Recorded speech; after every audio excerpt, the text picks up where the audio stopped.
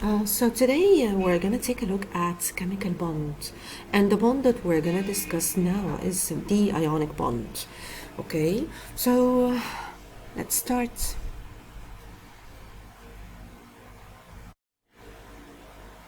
So a chemical bond is an electrostatic attraction between two atoms or ions.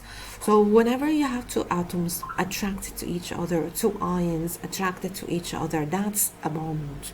And of course, what we're going to discuss today is about ions attracting each other.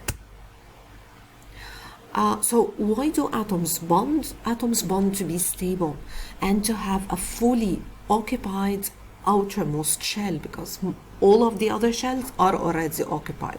So the only unoccupied shell would be the last one, except of course for the noble gases, because they already have full outermost shell.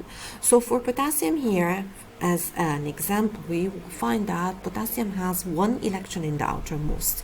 This means that the outermost shell is not full. So potassium, when it bonds with the intention of having an outermost shell that contains 8 electrons. So we have two rules.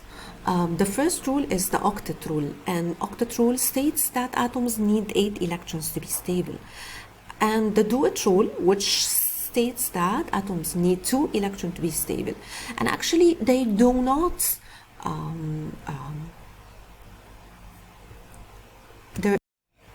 So there is no conflict between the octet rule and the duet rule, because the octet rule applies for most of the elements, where this duet rule applies only for the elements which have only one outermost shell. So this shell is already filled with 2 electrons. Only 2 electrons are enough to fill this shell, because this shell cannot take more than 2 electrons.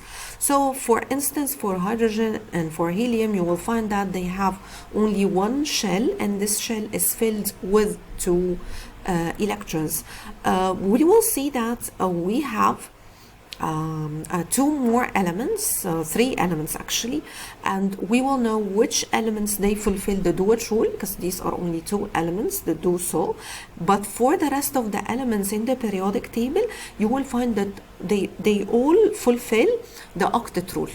So they all tend to have 8 electrons in the outermost.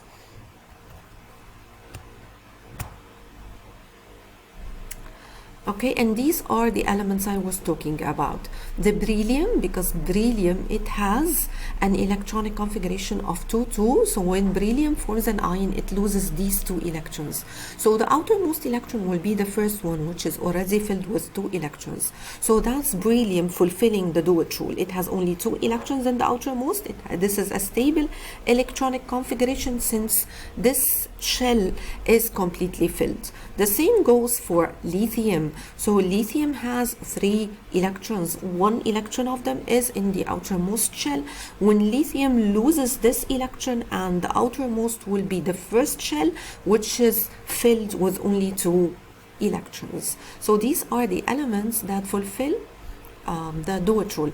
For the rest of the elements, they fulfill the 8 electrons rule or the octet rule. Okay, so let's review together the positive ion and the negative ion formation, because we're talking about ionic bond.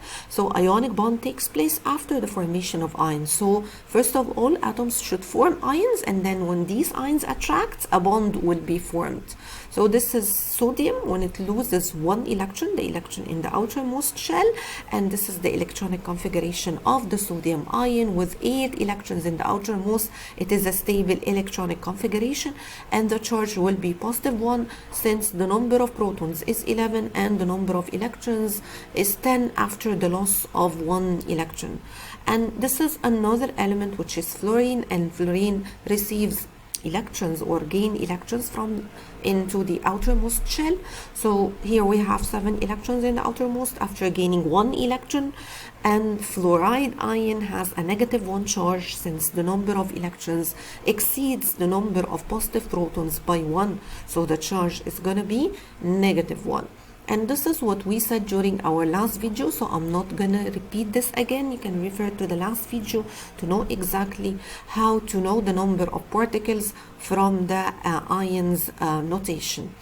We also have stated some rules during our last video, and these rules will help you know exactly what type of ion is going to be formed without doing a lot of calculation. So metals which have less than 4 electrons in the outermost, they lose electrons and become positive ions. And for non-metals which have 4 or more electrons in the outermost, they gain electrons and of course become negative ion. For noble gases, they don't react, they are unreactive because they already have 8 electrons, or they have an outermost shell that is occupied, fully occupied, like for instance helium and argon and neon. And ionic bond, it forms between metal ions and non-metal ions, and we will see what polyatomic ions are, but not now. So this is how ionic bond is formed and how the compound sodium fluoride is formed when sodium loses one of its outermost electron, which is the one that exists in the outermost shell. Sodium has only one electron in the outermost shell. When it loses this electron, fluorine gains this electron, and both of them, they have now 8 electrons in the outermost. Sodium is a positive ion, fluoride is a negative ion, and when they attract, the compound sodium fluoride is formed. We have also established this rule during our last video, and this rule is stating that depending on the location of the element in the periodic table, you should be able to predict the number of electrons lost or gained, and also to predict its charge. So for instance, all of the group 1 metal, and here hydrogen is added to the group 1 metal, but I have to emphasize the fact that hydrogen is not a metal, it is a non-metal. It is only here because it loses electron like the group 1 do. So all the elements in the group 1, they lose 1 electron, and that's why they have a positive 1 charge. Here they lose 2 electrons and they have positive 2 charge, and here in group 13 they lose 3 electrons having a positive 3 charge. And for the group 15, 16 and 17, you have to reverse the order of the charges and reverse the sign. So you start by -3, -2 and -1, and this is because these elements, they tend to gain electrons instead of losing electrons, so they form negative ions, and the number indicates the number of electrons that are gained. So for group 5, since they have 5 electrons in the outermost, they gain 3 to become 8. Here they have 6 electrons in the outermost, they gain 2 to become 8, and here they have 7 electrons in the outermost, they only need 1 electron to become 8 and to fulfill the octet rule. As for noble gases, they have a charge of 0 because they don't gain and they don't lose electrons. They already have a stable electronic configuration with an outermost electron that is completely filled. Okay, so this is what you have to take with you in any exam. So let's pause the video and try to do this exercise on your own.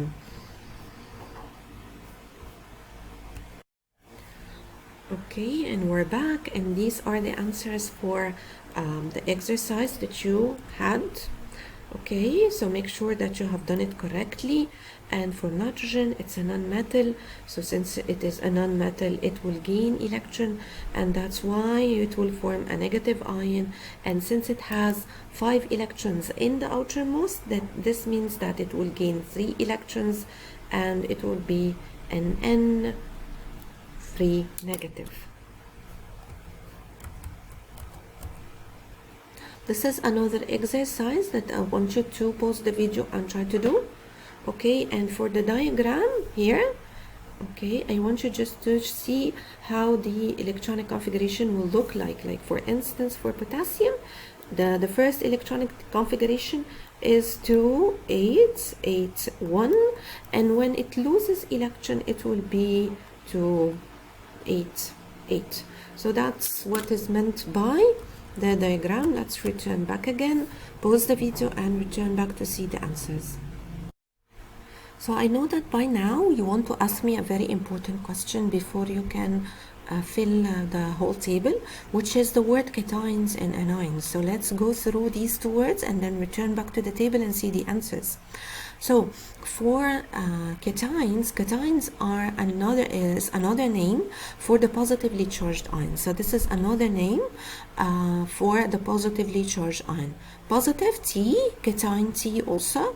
So you have two T's. This is how you remember the word cation. Cation is a positively charged ion. Okay, so usually atoms that lose electrons, they form cations. So most probably you will find that metals in ionic bond or in ionic compounds, they form cation by losing valence electron. Like for instance, sodium ion is formed by losing electrons, so that's a cation. A potassium ion is also formed by losing electrons, so that's also a cation. As for anions are negatively charged ions. So this is the opposite of cation. So N9, which N negatively charged ion, anion negatively. Okay, so anions are the negatively charged particles. So when atoms, they gain electrons, they form anions. So you will find that non-metals, they form anions because they are the ones that gain electrons. So you will see that anions have a little bit different name from the element itself because you have to add the suffix "ide."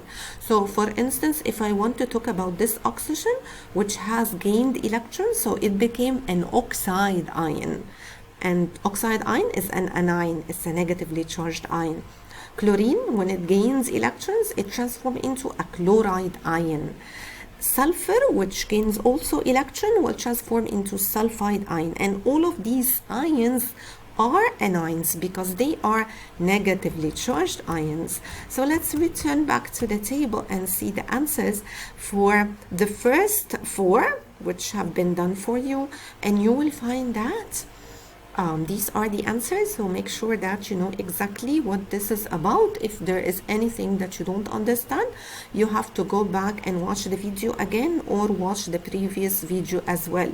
Now I want to highlight the fact that when looking at the diagram of an ion, whether it is a cation or an anion, we will find that it has a complete outer shell. And some of the ions that they are similar, like for instance, potassium here, the potassium ion, and also the chloride ion. You see, they have the same electronic configuration. And for nitrogen and oxygen, for instance, they also have the same electronic configuration. So let's find out how this is possible, because they are trying to get to be similar to the noble gases. So can I say that, for instance, potassium has transformed into argon because argon has this electronic configuration? Of course not, because the number of protons stays always the same. So the number of protons is not affected. That's why the element keeps its identity, but the electronic configuration will be similar to that of a noble gas, and you may have more than one ion with the same electronic configuration. And let's look at here. We will check this table here. Yes, let's check this. So if you look here, for instance, at lithium and beryllium, and both of them, they will lose electrons. So when they will lose electrons, they will be similar to helium in their electronic configuration only, because the number of protons is still unchanged. And if you look at, for instance, oxygen and fluorine, when they gain electrons, they will be similar to neon and the electronic configuration of neon. Okay, and they preserve their identity as an oxide and a fluoride ion because the same number of protons exist and the number of protons cannot be changed. So we can derive a rule, which is when metals, they form cation, they obtain the electronic configuration of the noble gas before them. So they will be looking like here, sodium will always be looking like neon. For potassium will look like argon. So they will be similar to the noble gas that is before them in the periodic table. As for nonmetals, they will be similar to the electronic configuration of the noble gas that follows them in the periodic table. So this is what we were saying about bonding. So here, when we were talking about bonding, we were saying that it's an electrostatic attraction, and that's why This is happening because sodium, for instance, in sodium chloride is giving its electron to chlorine. So sodium is transforming to a sodium ion, chlorine